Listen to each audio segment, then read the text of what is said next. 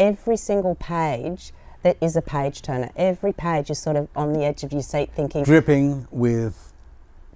trauma. Trauma, yeah. And then there's this sort of like ability for Agnes to sort of keep coming through. Her way of repressing and disassociating, and actually then there's that sense of self-shame, not understanding what's happening to her, thinking must be something that she's done, she must be guilty somehow. She turns to God. She's brought up in these convents. I think the school she went to, she talks about the brother schools, which is so Kirribilli, it's on the Riverview. North Shore. Yeah, so she's living a North Shore girl. North Shore girl. She goes from Gordon, where the first trauma, which is gripping. I mean, edge of your seat gripping, and it actually happened. And there's a Sydney Morning Herald article that she still has to this day about that particular event, which I can tell you if it's not giving away too much.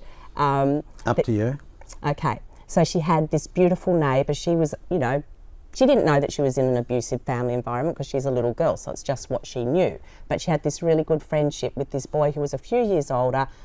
His parents were Holocaust survivors. They lived in Gordon, and his dad's a scientist, and they're always there with them learning, and she's holding his hand one day, and there's been a massive storm, and outside her house is a hanging wire.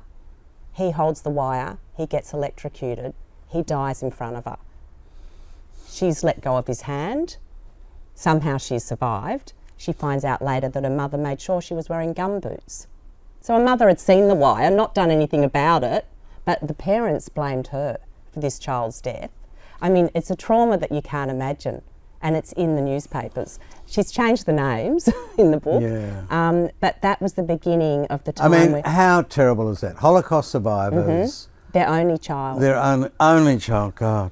And so there's that resonance of, you know, this post-war era, the kindness of others, the lack of kindness at home, which just makes it all the more apparent, but her trying to reconcile because she loves her mummy and daddy, and she's always trying to think the best of them.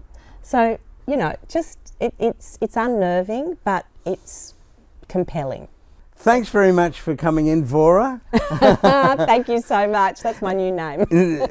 And Deborah Lee, who's the publisher of this great, interesting, confronting, but ultimately uplifting book, Agnes, A Childhood Betrayed and Reclaimed by Judy King. Thanks very much. Thank you.